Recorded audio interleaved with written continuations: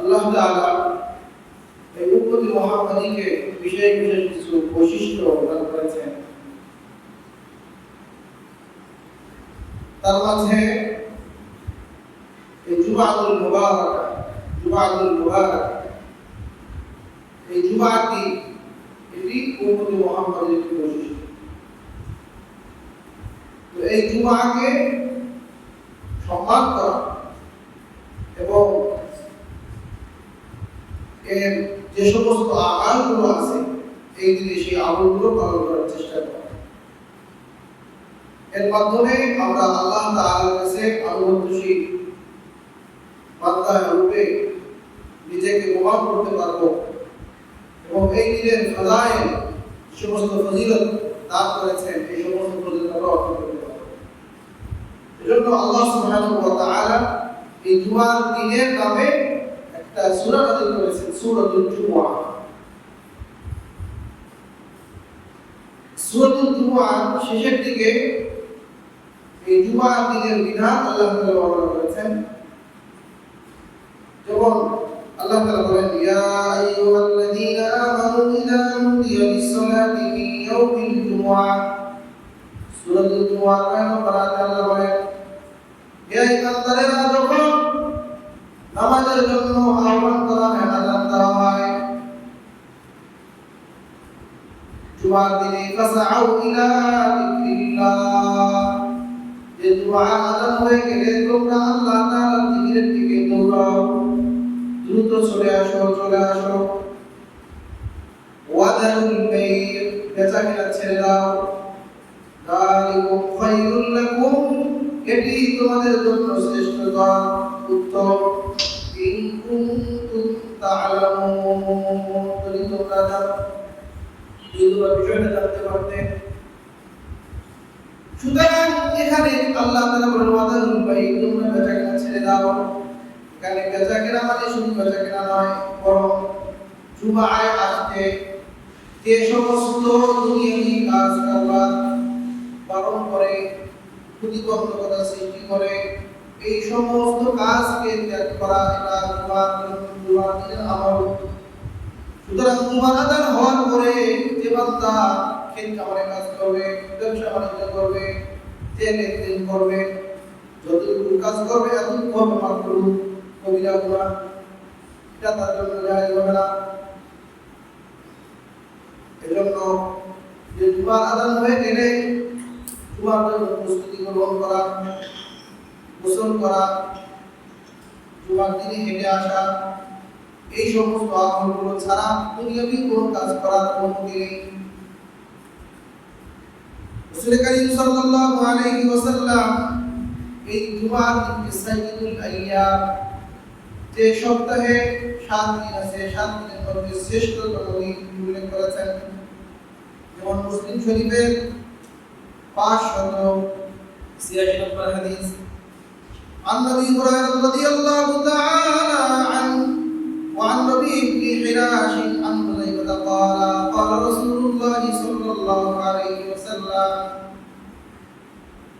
عن الجمعة من كان قبلنا فكان اليهود يوم السبت তিনি বলেন যা আমাদের পূর্বে যে সমস্ত জাতি, যে সমস্ত পুত্র, যে সমস্ত উম্মতরা গিয়েছে, যে তাদের ইহুদিদের জন্য আল্লাহ তাআলা শনিবারের দিনকে জুমার দিন বানিয়েছেন। ওয়াকানা লিন-নাসারা ইয়াউমুল আহাদ, খ্রিস্টানদের জন্য আল্লাহ তাআলা রবিবারের দিনকে জুমার দিন বানিয়েছেন। ফাজা আল্লাহু বিনা, অতঃপর আল্লাহ তাআলা আমাদেরকে দুনিয়ার মধ্যে নিয়ে আসলেন। ফাহাদানাল্লাহু লিয়াউমিল জুমআহ, আল্লাহ তাআলা আমাদেরকে এই জুমার দিন সম্পর্কে হেদায়েত দিলেন, দিক নির্দেশনা দিলেন।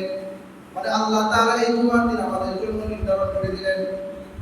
ফাজআলাল জুমআতা ওয়াস-সাবতা ওয়াল-আহাদা ওয়া কাযালিকা হুম তাবউন লানা ইয়াওমাল কিয়ামাহ, আল্লাহ তাআলা বানাইলেন জুমার দিন এবং শনিবারের দিন এবং রবিবারের দিন। তাহলে দেখেন, দিন সপ্তাহ শুরু যে কোনো দিন থেকে হতে পারত, কিন্তু আল্লাহ তাআলা জুমার দিন দিয়ে শুরু করলেন। জুমা, তারপরে শনিবার, তারপরে রবিবার, এরপরে বৃহস্পতিবার গিয়ে আবার জুমার দিন। নবীজি বলেন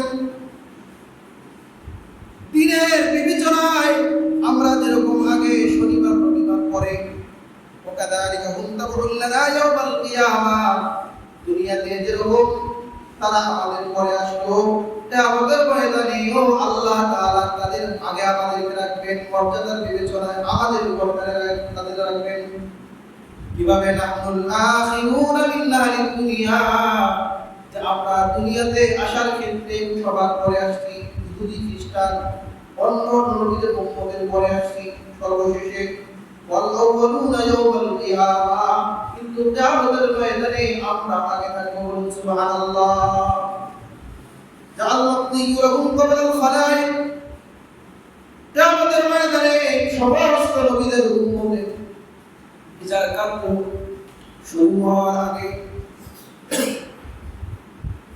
সর্বপ্রথম উম্মতে মুহাম্মদী সাল্লাল্লাহু আলাইহি ওয়াসাল্লামের উম্মতের বিচার কার্য শুরু হবে তাহলে যাদের বিচার আগে হবে জান্নাত ও জাহান্নাম হবে কত হবে তো যারা জান্নাতি তারা সবার আগে কোথায় চলে গেল জান্নাতে চলে গেল সুবহানাল্লাহ তা আমরা আসছি সবার পরে যাওয়ার ক্ষেত্রে সবার কি আগে এই উম্মতকে আল্লাহ তাআলা এইভাবে বৈশিষ্ট্যমণ্ডিত করেছেন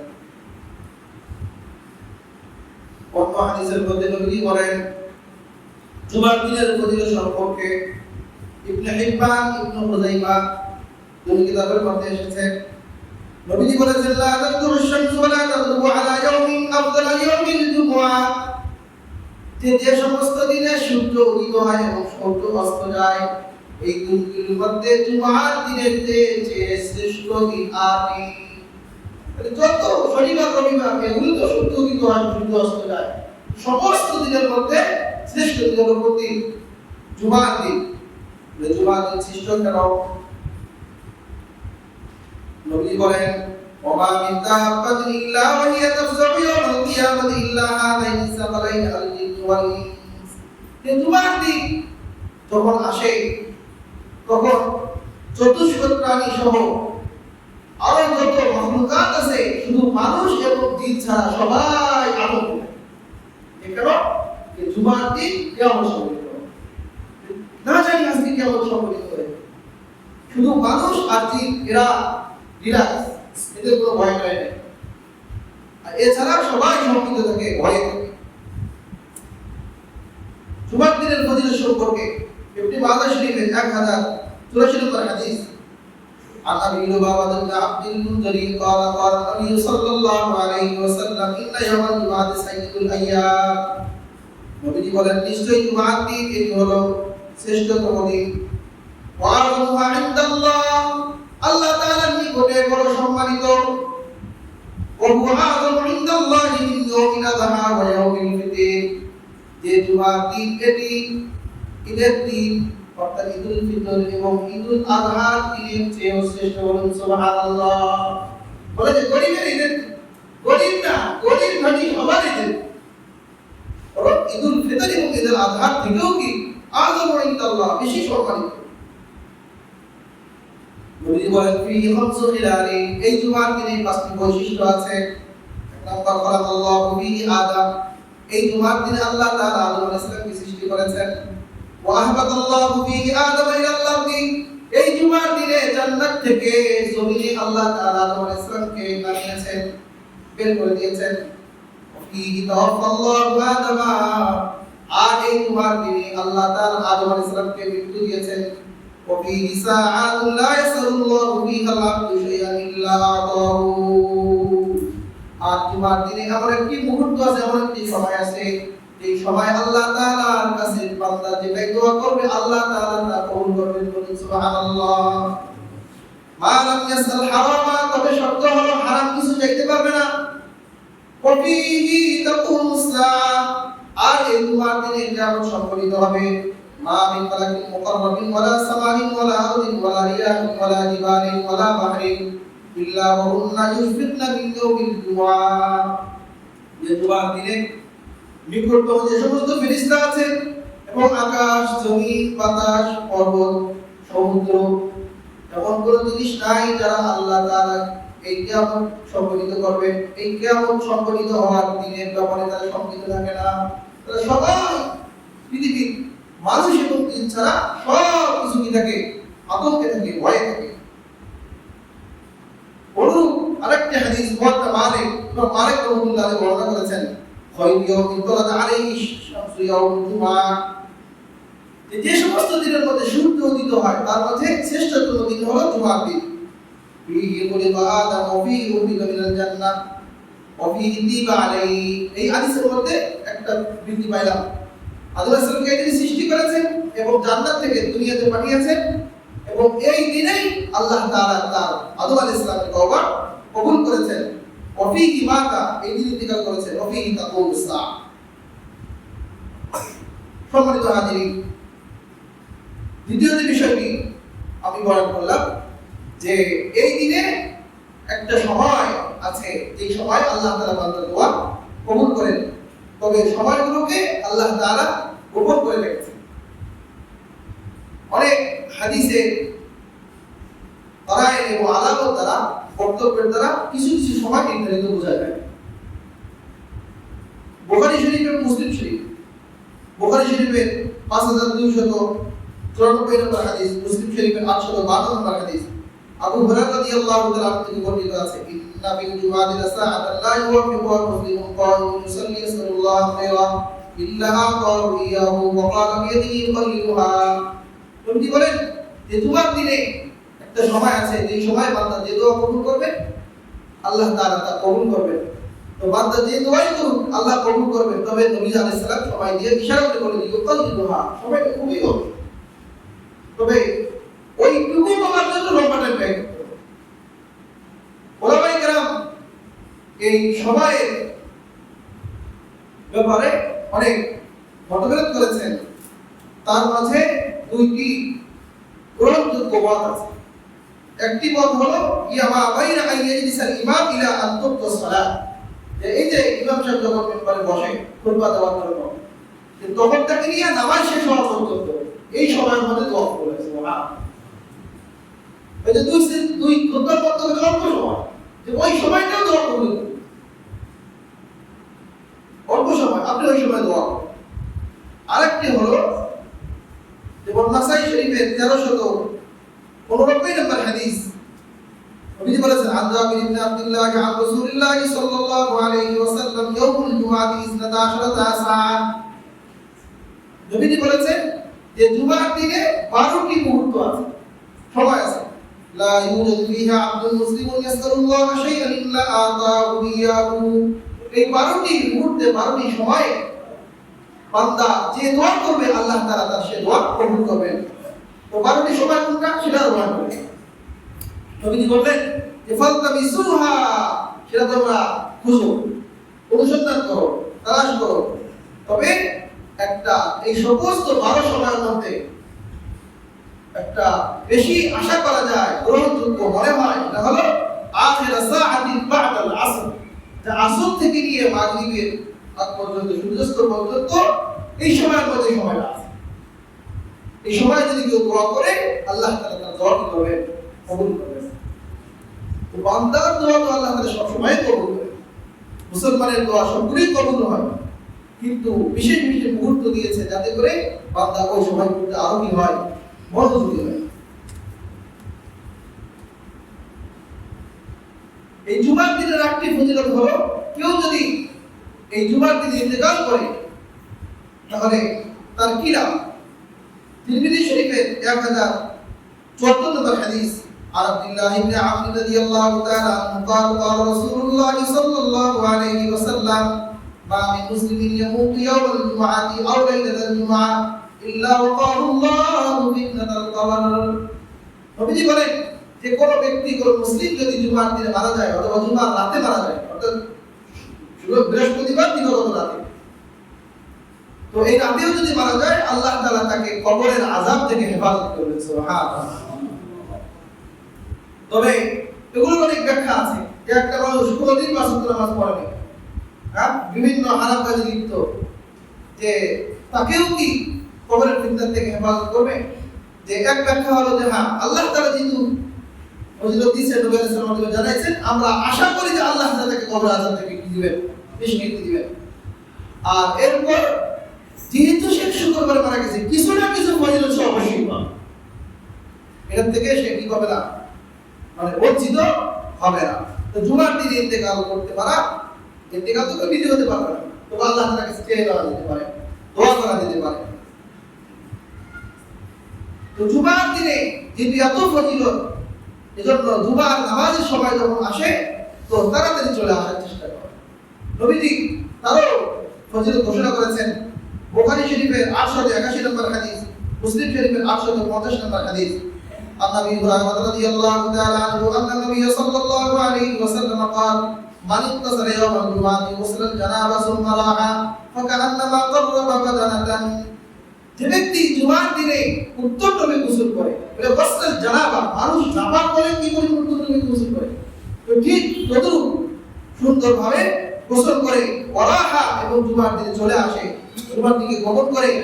তো এই তাড়াতাড়ি এসে প্রথম ভাগে আসলো, অর্থাৎ জুমার অন্তরাল থেকে নিয়ে খুতবা শুরু হওয়া পর্যন্ত এই সময়টাকে 6 ভাগ করা হয়। তো 6 ভাগের প্রথম ভাগে যে ব্যক্তি আসবে, নবীজি বলেন ফাকান্নামা কাররাবা বাদানা, সে একটা উট কুরবানি করার সওয়াব পেয়ে যাবে। সুবহানাল্লাহ। এরপর নবীজি বলেছেন ওয়া মান যাহা বিসাআতি সানিয়া, যে দ্বিতীয় ভাগে আসবে, ফাকান্নামা কাররাবা বাকারাতান, সে যেন একটা গরু কুরবানি দিল। ওয়া মান যাহা বিসাআতি সালিসা, যে ব্যক্তি তৃতীয় ভাগে আসবে, ফাকান্নামা কাররাবা কাবশান আকরানা, সে ব্যক্তি একটা শিং বিশিষ্ট দুম্বা কুরবানি দিল। সুবহানাল্লাহ। এরপর নবীজি বলেন ওয়া মান রাহা বিসাআতির রাবিআ, যে চতুর্থ ভাগে আসবে, ফাকান্নামা কাররাবা দাজাজাতান, যে একটা মুরগি কুরবানি দিল। ওয়া মান রাহা বিসাআতিল খামিসা ফাকান্নামা কাররাবা বাইদাতান, একটা ডিম, ডিম তো কুরবানি হয় না, ডিম রাত সদকা করলে যে সওয়াব হয়, এই পরিমাণ সওয়াব তাকে দেওয়া হবে। ফাইদা খরাজাল ইমাম হাযরাতিল মালায়েকা ইস্তামিউনাল যিকরা, সুতরাং এই খুতবার আগ পর্যন্ত 6 ভাগে শেষ। ইমাম সাহেব যখন মিম্বারে উঠবে খুতবা দেওয়ার জন্য, ফেরেশতারা খাতা বন্ধ করে দিবে। এই সময় যারা আসবে তাদের নাম আর কোথায় থাকবে না, ওই খাতায় থাকবে না। কারণ আমরা যখন খুতবা শ্রবণ করি, ফেরেশতারাও খাতা বন্ধ করে খুতবা শেষ করে দিচ্ছে। সুবহানাল্লাহ। ইস্তামিউনাল যিকর, ওরাও খুতবা শ্রবণ করে, বাস আমল নামা বন্ধ। এজন্য যে এখন যদি আমরা একটা উট কুরবানি করতে যাই, কমপক্ষে 4-5 লাখ টাকা দরকার আছে, কি বলে? তাহলে অল্প একটু সময় আগে আসার কারণে আমি 4-5 লাখ টাকা আল্লাহর রাস্তায় কুরবানি করার কি পাচ্ছি, সওয়াব পাইতেছি, এবং এটার মধ্যে কোনো মিস নেই, কি বলে? কিন্তু এগুলোর প্রতি আমাদের কোনো অনুভূতি নেই। আজকে যদি বয়ান করা বলা হয় যে অমুক স্থানে প্রত্যেকে একটা গরু দেওয়া হবে, যে গরু দিয়ে আগামী দেশে কুরবানি করবে, তাহলে সময় দেওয়া হলো 10টা, মানুষ কি 10টার সময় যাবে নাকি ঘরে রেখে যাবে? কেউ তো বর্ষা দিয়ে বসে থাকবে। সুবহানাল্লাহ। তাহলে দুনিয়ার একটা মানুষের প্রতিশ্রুতি, তার প্রতি মানুষের এত আবেগ, এত বিশ্বাস, আর যিনি আস্তাকুন নাস, লোকদের মধ্যে সবচেয়ে বেশি সত্যবাদী কে? মুহাম্মদ রাসূলুল্লাহ সাল্লাল্লাহু আলাইহি ওয়াসাল্লাম, যিনি উম্মতের জন্য এই ফজিলত ঘোষণা দিয়েছেন। তাহলে তার ব্যাপারে আমাদের কি পরিমাণ অনুরাগী হওয়া উচিত। সম্মানিত হাজিরিন, জুমার দিনের ফজিলত সম্পর্কে আরো এসেছে, নবীজি বয়ান করেছেন মুসলিম শরীফে 2233 নম্বর হাদিস, আবু হুরায়রা রাদিয়াল্লাহু তাআলা থেকে বর্ণিত। নবীজি বলেন আসসালাতুল জুমআতু আসসালাতুল খামসু ওয়াল জুমআতু ইলাল জুমআতি ওয়া রমাদানু ইলা রমাদান মুকাফফিরাতুন বাইনাহুন্না, যে 5 ওয়াক্ত নামাজ এবং এক জুমআ থেকে আরেক জুমআ, এক রমজান থেকে আরেক রমাদান, এটা হলো মুকাফফিরাতুন বাইনাহুন্না, মধ্যবর্তী যে সময়টা হয় ওই সময়ের মধ্যে কারো যদি কবিরা গুনাহ না হয়, সগীরা গুনাহ হয়, আল্লাহ তাআলা এই আমলগুলোর বরকতে তার গুনাহগুলো মিলিয়ে মাফ করে দেন। সুবহানাল্লাহ।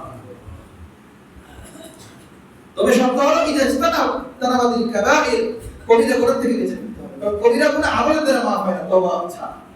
এটার জন্য দৃঢ় তওবা করতে হবে। জুমার দিনের ফজিলত সম্পর্কে ইবনে মাজাহ শরীফে আরো হাদিস এসেছে, নবীজি বয়ান করেছেন ইন্না হাযা ইয়াউমু ঈদ জাআলাহু আল্লাহু লিল মুসলিমিনা ফামান জাআ ইলা জুমআতি ফালিয়াগতাসিল, যে এই জুমার দিন এটা এই উম্মতে মুসলিমার জন্য ঈদের দিন রূপে সৃষ্টি করেছেন। সুতরাং যে ঈদের দিনে আসবে সে যেন গোসল করে আসে, উত্তম রূপে গোসল করে আসে। একটু হলো যে আমরা জানতে পারলাম যে জুমাতে তাড়াতাড়ি আসা, এবং জুমাতে আসার ক্ষেত্রে কিছু আমল আছে। যে সে আসবে, কিভাবে আসবে, হেঁটে আসবে নাকি গাড়িতে চলে আসবে, এসে কোথায় বসবে, প্রথম কাতারে নাকি একদম লাস্ট কাতারে, এবং এসে কি গল্প করবে নাকি একটু মনোযোগ দিয়ে শুনবে, কথাগুলো শুনবে, এই বিষয়ে আদব, এগুলো জুমার কি আদব। রাসূল করিম সাল্লাল্লাহু আলাইহি ওয়াসাল্লাম এই জুমার দিনের আদব সম্পর্কে বয়ান করেছেন। মান ইত্তাসালা ইয়াওমাল জুমাতি ওয়াস্তাকা ওয়া মাসা মিন তিন ইন কানা ইনদাহু, যে ব্যক্তি জুমার দিনে তাকে গোসল করলো এবং মিসওয়াক করলো, এখন তো মিসওয়াক নাই, ব্রাশ আছে, কি বলে যে মিসওয়াক একটা স্বতন্ত্র সুন্নাত, এর দ্বারা 70 মিটার বেড়ে যায়, এক রাকাতে 70 রাকাত সওয়াব আল্লাহ তাআলা দান করবে। এরকম 70 অধিক বেশি ফজিলত বয়ান করা আছে মিসওয়াকে। এজন্য আমরা মিসওয়াক কিনে নেব, মিসওয়াকের প্রচলন করা হবে। তো ওয়াস্তাকা অবশ্যই মিনতিন, সুগন্ধি ব্যবহার করে, ইনকারা ইনদাহু, যদি থাকে, তাহলে সবার নিকটে থাকে না, তো আতর ব্যবহার করা, সুগন্ধি ব্যবহার করা। এরপরে নবী বলেছেন ওয়ালাইসা মিনাল হাসানি সিয়াবিহি ওয়ালাবিসা মিন হুসনি সিয়াবিহি, যে তার উত্তম পোশাক পরিধান করে, সুম্মা ফারাজা হাত্তা ইয়াতিয়াল মাসজিদা ফালাম ইয়াতাখাত্তা রিকাবান নাস, যে সে আস্তে আস্তে মসজিদে চলে আসে, এসে ইমাম সাহেবের কাছাকাছি বসবে, কিন্তু একটা শর্ত হলো যে মানুষের ঘাড়ে পা দিয়ে আসবে না।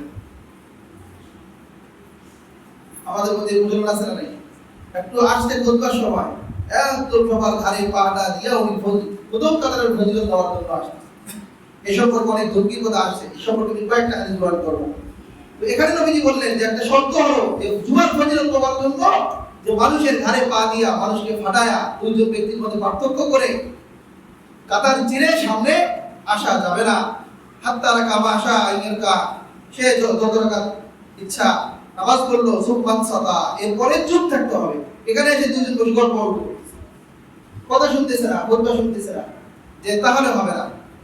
যে ইদা খরাজাল ইমাম ফালাম ইয়াতাকাল্লাম হাত্তা ইয়াফরুগা মিন সালাতিহি, ইমাম সাহেব যখন মিম্বরে বলবে, ইমাম সাহেব নামাজ শেষ করা পর্যন্ত কোনো কথা বলবে না।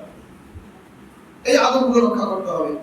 এই আদবগুলো যদি রক্ষা করে, তাহলে কানাত কাফারাতুল লিমা বাইনাহা ওয়া বাইনাল জুমাতি আল্লাতী ক্বাবলাহা, তাহলে এই ব্যক্তি এই জুমা থেকে ওই জুমা পর্যন্ত তার যে গুনাহগুলো হবে, এই গুনাহর জন্য এই জুমা তার জন্য কাফারা হয়ে যাবে। সুবহানাল্লাহ। আদবগুলো যদি রক্ষা না হয়, তাহলে কিন্তু তার জন্য কাফারা হবে, সে ফজিলত পাবে না। এই কাতার চিরা সম্পর্কে আরেকটা হাদিস আছে বুখারী শরীফের 883 নম্বর হাদিস। সেখানে সালমান রাদিয়াল্লাহু থেকে বর্ণিত আছে যে ওই যে আগের কথাগুলো আছে, আসার পরে যে ফালা ইউফাররিকু বাইনা ইসনাইন, যে দুই জনের মাঝে পার্থক্য করবে। এরপরে আসছে যে জুমার দিনে যে আদবগুলোর পাশাপাশি আর কিছু বাড়তি কথা। সুম্মা বাক্কারা ওয়াক্তাকা, যে আগেই উত্তম রূপে গোসল করা। আগে তো এই কথাটা নাই যে তার যত সম্ভব যত দ্রুত জুমার জন্য আসা যায়, এখনো জুমার আজান দেয় নাই, কিন্তু আপনি প্রস্তুত হয়ে গেছেন, তাহলে চলে আসেন। যে তাড়াতাড়ি জুমার জন্য প্রস্তুতি গ্রহণ করা, ওয়ামাশা, এবং পায়ে হেঁটে আসা, ওয়ালাম ইয়ারকাব, সাওয়ার হবে না, সাইকেল হোক, মোটরসাইকেল হোক, দূর থেকে কারো চেষ্টা ভিন্ন কথা, আমি তো মোটরসাইকেলে আসি, কাছের মানুষ কিন্তু হেঁটে আসবে। ওয়াদানা মিনাল ইমাম, ইমামের কাছাকাছি বসবে। ওয়াসতামা ওয়ালাম ইয়ালগা, মনোযোগ দিয়ে খুতবা শুনবে, কোনো অহেতুক কাজ করবে না। কানা লাহু বিকুল্লি খুতওয়াতিন আমালা হাসানা, এই কাজটা যে ব্যক্তি করবে, প্রত্যেক পদক্ষেপের কদমের বিনিময়ে আল্লাহ তাআলা এক এক বছরের ইবাদতের সওয়াব দান করবেন। সুবহানাল্লাহ। যে আজরু সিয়ামিহা ওয়া কিয়ামিহা, যে এক এক বছরের কি ইবাদত, এক বছর একটা মানুষ লাগাতার এক বছর রোজা রাখলে যে সওয়াব পায়, এক বছর যদি সে দাঁড়িয়ে তাহাজ্জুদের নামাজ পড়ে, সে কি পরিমাণ সওয়াব পাবে, ওই পরিমাণ সওয়াবের অধিকারী এই ব্যক্তিকে আল্লাহ তাআলা বানাবেন। সুবহানাল্লাহ। তাহলে আমার যদি বাড়ি থেকে আসতে 1000 কদম হয়, 500 তো কম বেশি হয়, অনেকের 500 হয়, তাহলে 500 বছরে কি হয়ে গেলাম, নামাজ ও রোজার সওয়াব পেয়ে গেলাম। সম্মানিত হাজিরিন, এজন্য যে আযান দেওয়ার আমরা অপেক্ষা না করি। এই যে আমাদের যুবক ভাইরা আছে, আযান দিচ্ছে, তার করোনা খেলতেছে, এটা মুসলমানের পরিচয় বহন করে না। আযান দেওয়ার পরে সাহাবায়ে কেরামদের রং পরিবর্তন হয়ে যায়। নবী আলাইহিস সালাম বিবিদেরকে বলতে মাঝে মাঝে চিন্তা না। ইবনে আব্বাস রাদিয়াল্লাহু সম্পর্কে বর্ণিত আছে যে ওনার রং বিগের পরিবর্তন হয়ে যেত। আল্লাহ আযান দিছে, যেতে হবে, এখন খেলা, এটা তো অহেতুক কাজ। তো জুমাতে আসাতে আবার দুনিয়াবি কাজ প্রতিবন্ধকতা সৃষ্টি করে, এগুলো নাজায়েজ হারাম। যদি কেউ বেচাকেনা করে, 5 টাকা বিক্রি করলো, একটা পান বিক্রি করলো, এটা তার জন্য মাকরুহ, গুনাহ, এর জন্য তার কবিরা গুনাহ। এজন্য জুমাতে তাড়াতাড়ি আসার চেষ্টা করা। এই জুমার দিনে আরেকটি আদব হলো যে, ওই যে বললাম যে মানুষের দুই কাঁধকে নাচেরা, এই সম্পর্কে বড় ধমকি আসছে। তিরমিজি শরীফের 513 নম্বর হাদিস, মুআয ইবনে আনাস আল-জুহানী রাদিয়াল্লাহু তাআলা আনহু নবী قال قال رسول الله صلى الله عليه وسلم من تخطى رقاب الناس يوم الجمعة اتخذ جسرا إلى جهنم। জয়ী সূত্রে বর্ণিত আছে, নবীজি বলেছেন, যে ব্যক্তি জুমার দিনে আসলো, এই প্রথম কাতারে আসার জন্য মানুষের কাঁধে পা দিয়া কাতার চিরে আসলো, সে যেন জাহান্নামের জন্য পুল ব্রিজ বানাই দিল। দেখেন, আমি আসলাম সওয়াব কামাই করার জন্য, যেখানে এক এক বছরে এক এক কদমে এক এক বছরে নামাজ এবং রোজার সওয়াব পাওয়ার কথা, যে সওয়াব তো নাই, উল্টো আরো কি জাহান্নামে আমি পুল ব্রিজ বানাই দিলাম, রাস্তা বানাই দিলাম। এজন্য জুমার দিনের আদবগুলো রক্ষা করার চেষ্টা করা, এবং জুমার দিনে কথা না বলা, এই সম্পর্কে যে বলা হলো, যারা এই খুতবার সময়, বিশেষ করে আরবি খুতবা যখন চলে, ওই সময় যদি কেউ কথা বলে, তার জুমার সমস্ত ফজিলত বাতিল হয়ে যাবে। এমনকি ওই ব্যক্তিকে চুপ করার জন্য কেউ যদি বলে, আনসিন, চুপ করো, ইশারা দিয়ে বলে গিয়ে চুপ করে, তাহলে এই যে ইশারা গুলো তারও জমা বাতিল হবে। তাহলে কত বড় সেনসিটিভ বিষয়। মুসনাদ আহমদের 20,023 নম্বর হাদিস, 2023 নম্বর হাদিস, ইবনে আব্বাস রাদিয়াল্লাহু তাআলা আনহু থেকে বর্ণিত, নবীজি বলেন, মান তাকাল্লামা ইয়াওমাল জুমআ ওয়াল ইমামু ইয়াখতুবু, যে ইমাম সাহেব খুতবা দিচ্ছে আর কোন ব্যক্তি কথা বললো, ফাহুয়া কামিসলিল হিমারি ইয়াহমিলু আসফারা, যে এই ব্যক্তি হলো গাধার মতো, যে গাধার বোঝা বহন করে। তো সে যে বহন করতেছে, তার কোনো লাভ আছে? তার কোনো ফজিলত আছে? যে সে শুধুমাত্র গাধার মতো বোঝা বহন করলো, আসলো, কষ্ট করলো। জুমাতে আসলে কষ্ট আছে না? কাজ কর্ম ছেড়ে সব কিছু রেখে জুমাতে আসলো, 1-2 ঘন্টা সময় নষ্ট হয়ে গেল, বাস তার এতটুকুই হলো, গাধার মতো বোঝা বহন করা হলো, কিন্তু কোনো সওয়াব অর্জন হলো না।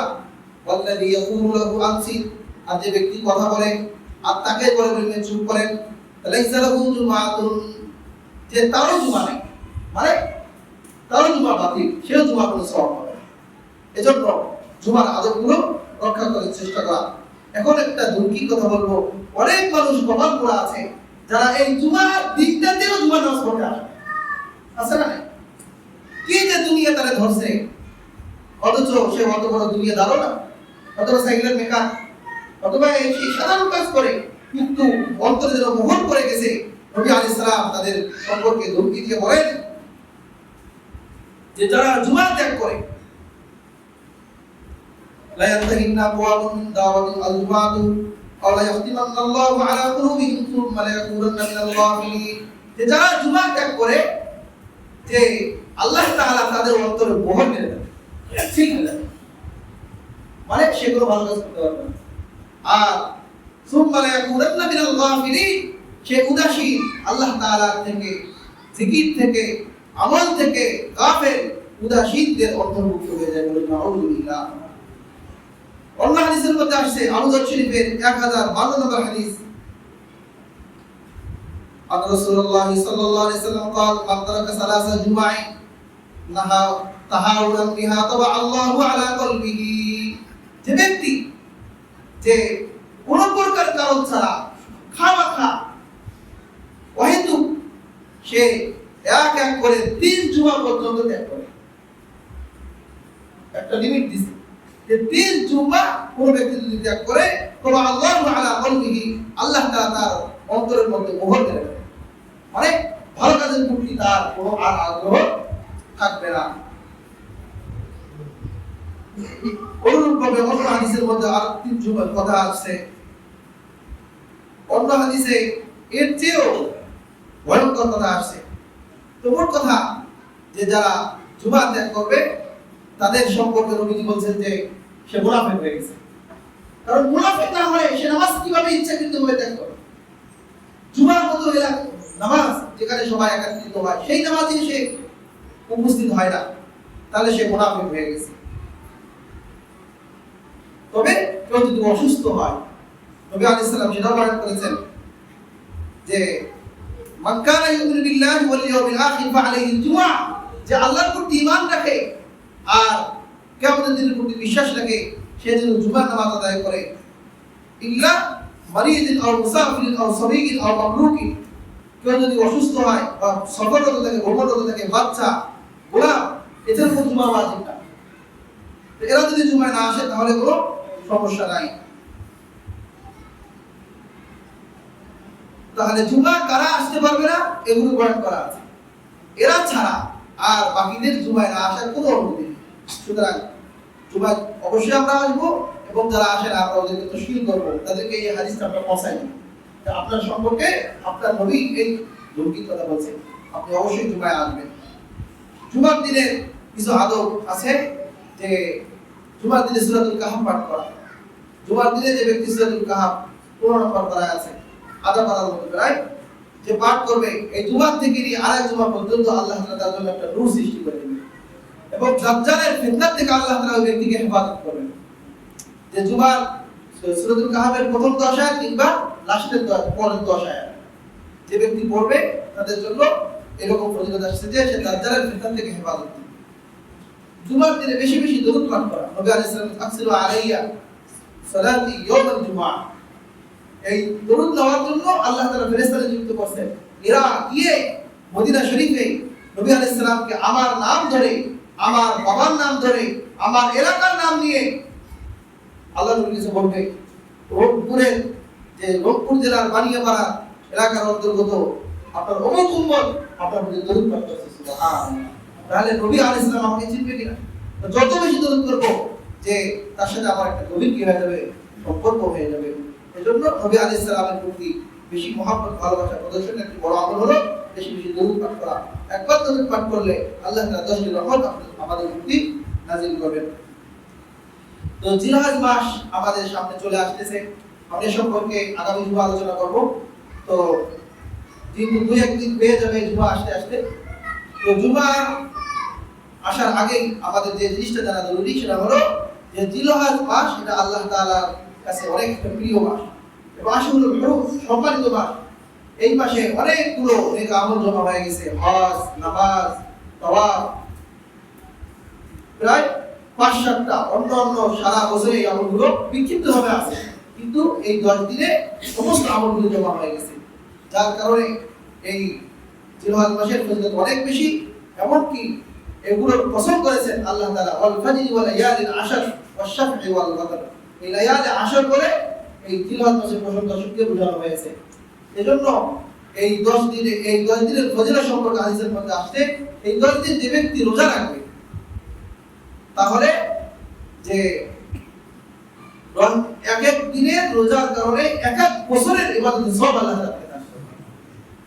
একদিন রোজা রাখলে এক বছর রোজা রাখলে যে সওয়াব, আমল করলে যে সওয়াব আল্লাহ তাআলা ওই ব্যক্তিকে সেটা দান করবেন। এজন্য এই 10 দিনের ফজিলত সম্পর্কে আমরাও সচেষ্ট থাকব এবং আমাদের বাড়িতে বাচ্চাদেরকে জানাবো। আরেকটা আমল হলো যে যারা কোরবানি করব বা কোরবানি করতে পারবো না, উভয়ের জন্য নবী আলাইহিস সালাম একটি সুন্নাহ দিয়েছেন যে আমরা এই 10 দিনের আগেই নিজের অবাঞ্ছিত পশম কর্মকার্য যা করে দিব, নখ চুল কেটে দিব, এই 10 দিনের মধ্যে আর এগুলোতে হাত দিব না। একদম কোরবানি করার সময় ঈদের নামাজ পড়ে এসে নখ কাটবো, গোশ কাটবো, যা কাজ করা করবো, এতটুকু আমল করার কারণে আল্লাহ তাআলা একটা পূর্ণ কোরবানির সওয়াব দান করবেন। সুবহানাল্লাহ। তাহলে এইটা আমরা যারা কোরবানি করব তারাও করব। এক হাদিসের মধ্যে যাদের কথা আছে, আর এক হাদিসের মধ্যে যাদের কোরবানি করতে সামর্থ্য নেই তাদের কথা বর্ণিত আছে।